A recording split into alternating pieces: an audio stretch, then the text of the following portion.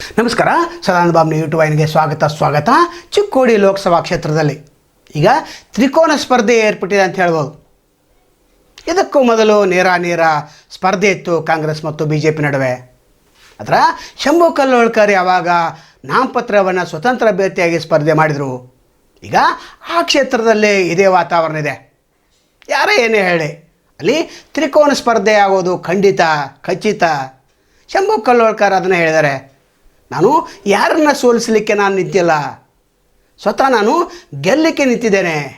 ನಂತರ ಕುಟುಂಬ ರಾಜಕಾರಣ ವಿರುದ್ಧ, ದಬ್ಬಾಳಿಕೆ ವಿರುದ್ಧ ನಾನು ನಿಂತಿದ್ದೇನೆ. ನನ್ನ ಜನಾಂಗಕ್ಕೆ ನಾನು ನ್ಯಾಯ ಕೊಡಿಸೋ ಸಲುವಾಗಿ ನಿಂತಿದ್ದೇನೆ. ಯಾಕಂದರೆ ರಾಯಬಾಗ್ ಕ್ಷೇತ್ರ, ಕುಡ್ಚಿ ಕ್ಷೇತ್ರದಲ್ಲಿ ಅಥವಾ ಬೆಳಗಾವಿ ಲೋಕಸಭಾ ಕ್ಷೇತ್ರದಲ್ಲಿ ಯುವಕರಿಗೆ ಉದ್ಯೋಗ ಇಲ್ಲ.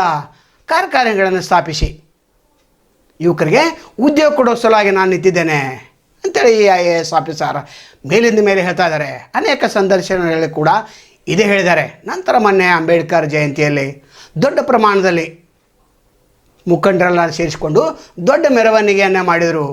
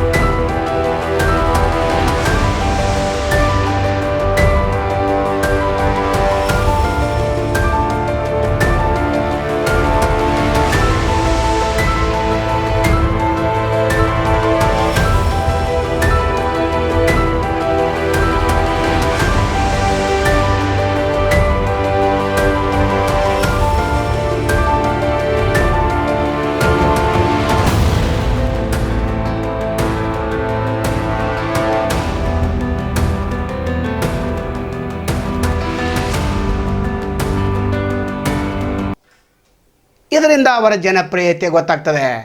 ಕಳೆದ ಸಲ ವಿಧಾನಸಭಾ ಚುನಾವಣೆಯಲ್ಲಿ ಕೇವಲ ಕೆಲವೇ ಮತಗಳ ಅಂತರದಿಂದ ಸೋತಿರು ಕಾಂಗ್ರೆಸ್ ಅಭ್ಯರ್ಥಿ. ಇಲ್ಲಿ 4ನೇ ಸ್ಥಾನಕ್ಕೆ ತೃಪ್ತಿ ಪಡ್ಕೊಳ್ಬೇಕಾಯಿತು, ಅಂದರೆ ಡಿಪಾಸಿಟ್ ಜಪ್ತಾಯಿತು ಅಂತ ಹೇಳ್ಬೋದು. ಈಗ ಅಲ್ಲಿ ಸತೀಶ್ ಜಾರಕಿಹೊಳಿ ಅವರು ಮಹಾವೀರ್ ಮೊಯ್ತಿ ಅವರನ್ನು ತೆಗೆದುಕೊಂಡು ಅಲ್ಲಿ ಪ್ರಚಾರವನ್ನು ಮಾಡ್ತಾ ಇದ್ದಾರೆ. ಅದು ಅಷ್ಟೊಂದು ಪ್ರಭಾವವನ್ನು ಬೀರುವಂಥ ಸಾಧ್ಯತೆ ಇಲ್ಲ. ಅದರ ನಿಪ್ಪಾಣಿಯಲ್ಲಿ ಉತ್ತಮ್ ಪಾಟೀಲರು ಕಾಂಗ್ರೆಸ್ಗೆ ನಾನು ಬೆಂಬಲ ಕೊಡ್ತೇನೆ ಅಂತ ಹೇಳಿದ್ದಾರೆ. ಎಷ್ಟು ಪ್ರಮಾಣದಲ್ಲಿ ಅವರು ಬೆಂಬಲ ಕೊಡ್ತಾರೆ ಕಾದು ನೋಡಬೇಕು. ಶಂಭು ಕಲ್ಲೋಳ್ಕರ್ ಬಗ್ಗೆ ಹೇಳಬೇಕಾದ್ರೆ ಇವರು IAS ಅಧಿಕಾರಿ. ನಾನು ರಾಜಕಾರಣಕ್ಕೆ ಯಾಕೆ ಬಂದಿದ್ದೇನೆ ಅಂತಂದರೆ ಇಲ್ಲಿ ದಮನಿತರಿಗೆ ನ್ಯಾಯ ಕೊಡಿಸ್ಬೇಕು, ದಲಿತರಿಗೆ ನ್ಯಾಯ ಕೊಡಿಸ್ಬೇಕು, ಎಲ್ಲ ಸಮಾಜ ಜನಾಂಗದ ಯುವಕರಿಗೆ ಉದ್ಯೋಗ ಕೊಡಿಸಬೇಕು ಅನ್ನುವಂಥ ದೃಷ್ಟಿಯಿಂದ ನಾನು ಚುನಾವಣೆ ಸ್ಪರ್ಧೆಯಲ್ಲಿ ಇದ್ದೇನೆ. ನಾನು ಯಾರನ್ನು ಸೋಲಿಸಲಿಕ್ಕೆ ಸಲುವಾಗಿ ಚುನಾವಣೆಯಲ್ಲಿ ನಿಂತಿಲ್ಲ. ವೈಯಕ್ತಿಕವಾದಂಥ ಜಗಳ ಅಲ್ಲ ಇದು ಅಭಿವೃದ್ಧಿ ಪರವಾದಂಥ ಕೆಲಸಗಳನ್ನು ಯಾರೂ ಮಾಡಿಲ್ಲ ಇನ್ನುವರೆಗೆ. ಅನೇಕ ಸಂಸದರು ಆಗಿ ಹೋಗಿದ್ದಾರೆ. ಆದರೆ ಯಾವುದೋ ಒಬ್ಬ ಸಂಸದ ಇಲ್ಲಿ ಕಾರ್ಖಾನೆಗಳನ್ನು ತೆಗೆದಿಲ್ಲ. ಈ ಹಿಂದೆ ಜಗಜೀನಿಗೆ ಆರಿಸೋದ್ರು, ಅವರು ಕೂಡ ಏನೂ ಮಾಡಲಿಲ್ಲ. ಅನ್ನಸಬ್ಜಲ್ಲೇ ಅವರು ಇದ್ದಾರೆ. ಅವರು ಕೂಡ ಒಂದು ಸಲ 5 ವರ್ಷ ಸಂಸದರಾಗಿ ಕೆಲಸ ಮಾಡಿದ್ದಾರೆ. ಒಟ್ಟಾರೆ ನನ್ನ ಜನಾಂಗಕ್ಕೆ ನ್ಯಾಯ ಸಿಗಬೇಕು, ಇದೇ ನನ್ನ ಅಂತಿಮ ಅಸ್ತ್ರ. ಅಂಬೇಡ್ಕರ್ ಅವರ ವಾಕ್ಯವನ್ನು ಪುನಃ ಹೇಳ್ತಾ ಇದ್ದಾರೆ. ಶಿಕ್ಷಣ, ಸಂಘಟನೆ, ಹೋರಾಟ ಇದೇ ನನ್ನ ಜೀವನದ ಮಂತ್ರ. ಹೀಗಾಗಿ ನಾನು ರಾಜೀನಾಮೆ ಕೊಟ್ಟು ಈ ಚುನಾವಣೆ ಕ್ಷೇತ್ರಕ್ಕೆ ಬಂದೇನೆ. ಇಲ್ಲಿ ನಿಲ್ಲೋದ್ರಿಂದ ನನಗೆ ಜನ ಆಶೀರ್ವಾದ ಮಾಡ್ತಾರೆ. ಎಲ್ಲಿ ಹೋದಲ್ಲೆಲ್ಲ ದೊಡ್ಡ ಪ್ರಮಾಣದಲ್ಲಿ ಆಶೀರ್ವಾದನ ಜನ ಮಾಡ್ತಾಯಿದ್ದಾರೆ, ನನ್ನನ್ನು ಕೈ ಹಿಡ್ತಾ ಇದೆ. ನಂತರ ಇವರ ಹಿಂದೆ ದೊಡ್ಡ ನಾಯಕರ ಪಡೆ ಇದೆ. ಇರಗೌಡ ಪಾಟೀಲ್ ಇದ್ದಾರೆ, ಧೂಳುಗೌಡ ಪಾಟೀಲ್ ಅಂತವ್ರು ಇದ್ದಾರೆ.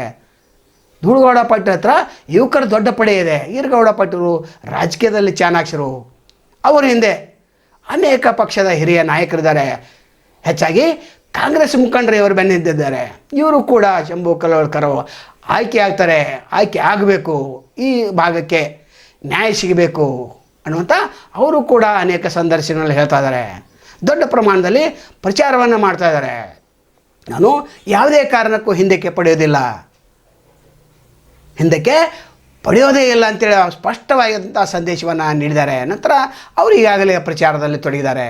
ನಂತರ ಕುಡ್ಚಿ ಮತ್ತು ರಾಯಬಾಗ್ ಕ್ಷೇತ್ರದಲ್ಲಿ ದೊಡ್ಡ ಮೊತ್ತದ ಒಂದು ಮತವನ್ನು ಯಾಚಿಸ್ತಾ ಇದ್ದಾರೆ. ಕಳೆದ ಸಲ ಇಲ್ಲಿ 55,000 ಮತಗಳನ್ನು ರಾಯಬಾಗ್ ಕ್ಷೇತ್ರದಲ್ಲಿ ಪಡೆದಿದ್ದರು. ಕುಡ್ಚಿ ಕ್ಷೇತ್ರದಲ್ಲಿ ಕೂಡ ಅಭಿಮಾನಿಗಳಿದ್ದಾರೆ. ಉಳಿದ 6 ಕ್ಷೇತ್ರಗಳಲ್ಲಿ ಕೂಡ ನನ್ನ ಅಭಿಮಾನಿಗಳ ದೊಡ್ಡ ಬಳಗವಿದೆ ಅಂತ ಹೇಳ್ತಾರೆ, ಹೆಮ್ಮೆಯಿಂದ ಹೇಳ್ಕೊತಾ ಇದ್ದಾರೆ. ನಂತರ ಇಂಥವರು ಆರಿಸಿ ಬರಬೇಕಾಗ್ತದೆ. ಯಾಕಂದ್ರೆ IAS ಅಧಿಕಾರಿಗೆ ಏನು ಮಾಡಬೇಕು, ಏನು ಮಾಡಬಾರ್ದು, ಆ ಕ್ಷೇತ್ರದಲ್ಲಿ ಜನಾಂಗಕ್ಕೆ ಯಾವ ರೀತಿ ಉದ್ಯೋಗ ಕೊಡಬೇಕು, ಮಹಿಳೆಯರಿಗೆ ಯಾವ ರೀತಿ ಕೊಡಬೇಕು, ಕಾರ್ಮಿಕರನ್ನು ಯಾವ ರೀತಿ ನಡೆಸ್ಕೊಳ್ಬೇಕು, ಎಲ್ಲವೂ ಇವ್ರಿಗೆ ಗೊತ್ತಿದೆ. ಇವ್ರ ಕೈ ಕೆಳಗೆ ಅನೇಕ ಮುಖ್ಯಮಂತ್ರಿಗಳು ಕೂಡ ಆಗಿ ಹೋಗಿದ್ದಾರೆ. ಮುಖ್ಯಮಂತ್ರಿಗೆ ಮತ್ತು ಸಚಿವರಿಗೆ ಸಲಹೆ ಕೊಡೋರು ಯಾರು? IAS ಆಫೀಸರ. ಇಂಥ ಎಷ್ಟೋ ಜನಾಂಗ ಸಚಿವರಿಗೆ ಇವರು ಮಾರ್ಗದರ್ಶನವನ್ನು ಮಾಡಿ ಬಂದಿದ್ದಾರೆ. ಇಂಥವರು ಈ ಕ್ಷೇತ್ರದಲ್ಲಿ ಆಯ್ಕೆಯಾಗಬೇಕು. ಜನನೂ ಕೂಡ ಅದನ್ನೇ ಬಯಸ್ತಾ ಇದೆ. ದಿನದಿಂದ ದಿನಕ್ಕೆ ಇಲ್ಲಿ ವಾತಾವರಣ ಚೇಂಜ್ ಆಗ್ತಾ ಇದೆ. ಇದು ಅಲ್ಲಿಯ ಜನರ ಹೇಳಿಕೆ ಕೂಡ ಆಗಿದೆ. ಇದರಿಂದ ಕಾಂಗ್ರೆಸ್ ಅಭ್ಯರ್ಥಿಗೆ ದೊಡ್ಡ ಪ್ರಮಾಣದಲ್ಲಿ ಹೊಡೆತ ಇದೆ ಅಂತ ಹೇಳ್ಬೋದು. ಇವರು ಶಂಭು ಕಲ್ಲೋಳ್ಕರದಿಂದ ಏನೂ ಆಗೋದಿಲ್ಲ ಅಂತೇಳಿ ಹೇಳಿದ್ರು ಕೂಡ ಇದು ದೊಡ್ಡ ಅಂತರದ ಗೆಲುವನ್ನು BJPಗೆ ಬಿಟ್ಟು ಕೊಟ್ಟಂತಾಗ್ತದೋ ಕಾದು ನೋಡಬೇಕು. ಯಾಕಂದ್ರೆ ಶಂಭು ಕಲ್ಲೋಳ್ಕರ್ ಹೇಳ್ತಾರೆ, ನಾನು ಕೂಡ ಒಬ್ಬ ಅಭ್ಯರ್ಥಿ, ಸೋಲಿಕ್ಕೆ ನಾನು ನಿಂತಿಲ್ಲ, ಗೆಲ್ಲಿಕ್ಕೆ ನಾನು ನಿಂತಿದ್ದೆ ಅಂತ ಹೇಳಿದ್ದಾರೆ. ನಾಳೆ ಮತ್ತೊಂದು ಅಡಿಗೆ ತಮ್ಮನ್ನು ಭೇಟಿಯಾಗ್ತೇವೆ. ಅಲ್ಲಿವರೆಗೆ ಎಲ್ಲಿ ಶುಭವಾಗಲಿ. ನಮಸ್ಕಾರ.